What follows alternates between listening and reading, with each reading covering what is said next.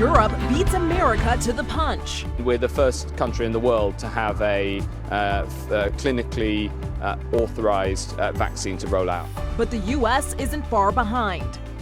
I would expect the FDA to reach a similar conclusion. I hope by the 10th or the 11th of December, Pfizer vaccine is approved.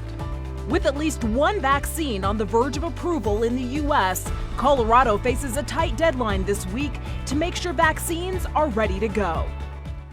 Thanks for joining us on Denver7 News at 11. I'm Jessica Porter.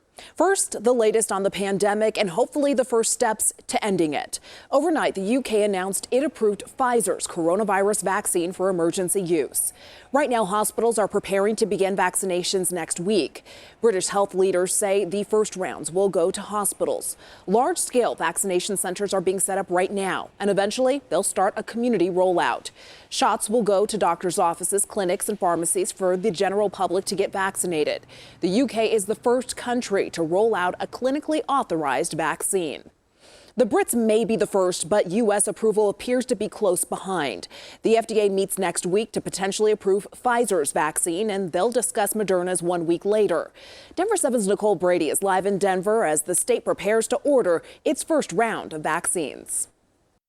This is a pretty big day. Colorado can start submitting its order for the initial shipment of Pfizer's vaccine today, and it has until Friday to complete that order. Then from there, the FDA will meet on December 10th to discuss Pfizer's emergency use authorization request. We expect that decision to be made between December 11th and the 14th, and then within just 24 hours of that decision, Operation Warp Speed plans to ship Colorado's first allocation of the vaccine to sites here. Last week, Colorado completed a vaccine readiness test and was able to practice all the steps of getting a vaccine shipment to a provider. As for who will get the vaccine first, last night a CDC panel voted that healthcare workers and nursing home residents should get the vaccine first, and there should be enough vaccine shipped this month to cover all of those people, just over 20 million Americans. However, the states like Colorado will still have some say in how they distribute their vaccine.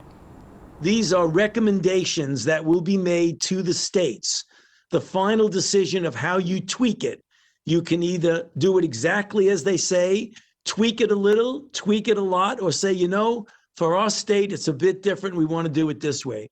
The plan Colorado put out does look a little bit different than the CDC's proposal. For example, Colorado has first responders and corrections officers in the top priority group, even over nursing home residents. And then Colorado has in the second group workers who live in group housing, including ski industry workers. So that's something obviously unique to Colorado, and other states also have some ways that they may tweak the way they distribute their vaccine.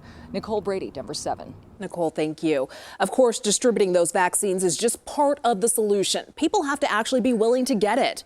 There is good news on that front. Confidence in a safe vaccine is growing. Right now, about 58% of Americans say they would get vaccinated. Just a few months ago, the odds were about 50-50. Women are much more confident now than they were in September, with a 10% jump to 54%. Men are even more willing, with 61% saying they would get vaccinated. Not to be outdone by Pfizer's news in the UK, this morning, Russian President Putin ordered mass vaccinations to begin next week.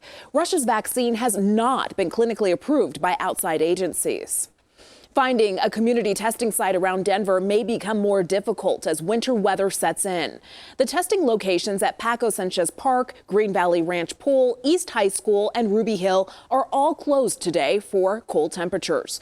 You can still find other options at denvergov.org, or you can make an appointment with your healthcare provider. With cold temperatures and this holiday week shutting down many testing sites over the last week, we've seen testing rates plummet statewide. When testing drops, our positivity rate shoots up. More than 4,400 new cases were reported in the last 24 hours, and that's nearly 15% of all test results coming back positive. Ideally, that rate would be less than 5%. Right now, close to 2,000 coronavirus patients are in the hospital, the highest number we've seen since the pandemic began, and that's 22% of our hospital capacity statewide. The CDC is expected to make changes to its quarantine protocol today. The new guidelines would slash the current 14-day isolation period in half. Patients can end their quarantine if they test negative 7 days after exposure or 10 days without a test. Officials say a better understanding of the virus led to the changes in guidance.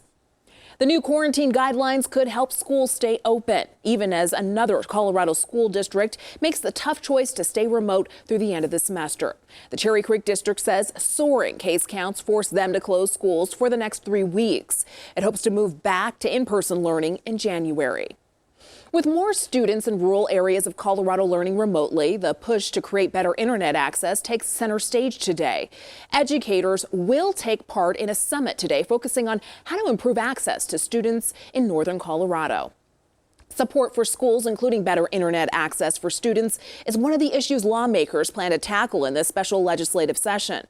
Today is day 3, and lawmakers hope to wrap things up today with several bill passages. Democrats have the majority in both chambers, so their bills are moving through while Republican-sponsored bills are dying on the floor. And that has many GOP lawmakers frustrated. Absolutely. It was decided before it started. The governor and his party orchestrated this set of bills that were going to pass. They decided what money they had to spend and how it was going to be spent. I want to work in the most bipartisan way possible, but I can't read your mind. You got to pick up the phone. You got to give me a call. You got to tell me that this is a priority.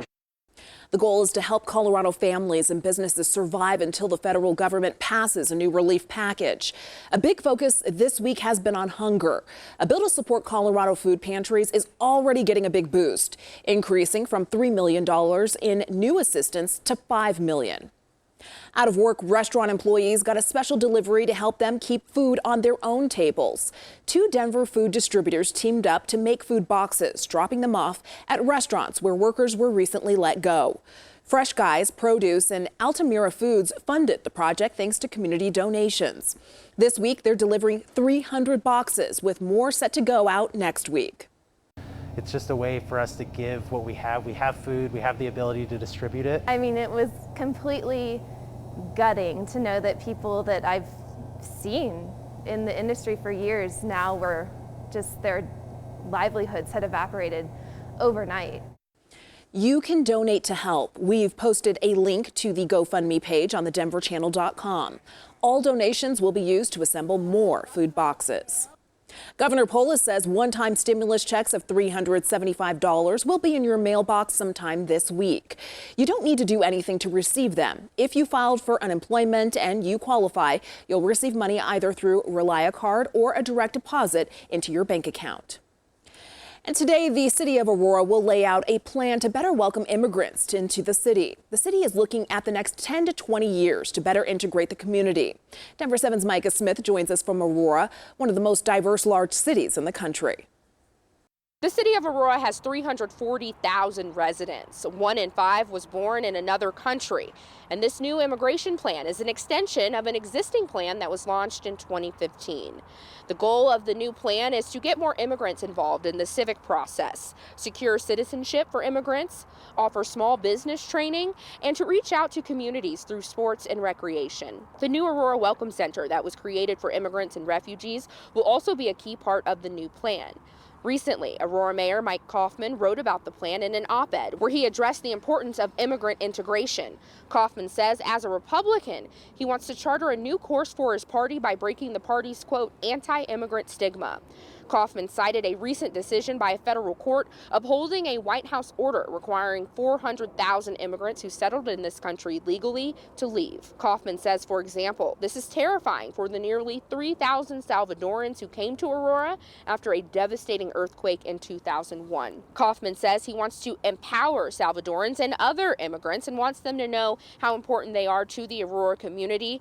Other city leaders agree, and they say by following this immigrant integration plan, they believe we'll have a lot more immigrants in leadership positions throughout the city over the next few years. Reporting in Aurora, Micah Smith, Denver7. Micah, thank you. CDOT is making big progress on the I-25 Gap project. Work has been underway between Castle Rock and Monument for more than 2 years now. The northern section near Castle Rock is mostly done. New medians are in and a third lane is paved and ready to go, but it won't be used for traffic just yet.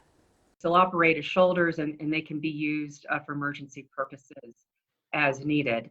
We will not open that up to travel until the entire 18-mile stretch of the gap is completed. And that's mainly for safety reasons. There's still a lot of work to be done on the middle and southern sections of the gap. So CDOT wants to remind drivers not to speed up on that new pavement. They're asking you to keep it slow all the way through the project. The state of Colorado wants you to help create its newest state park. Fisher's Peak State Park opened 5 weeks ago near Trinidad in southern Colorado.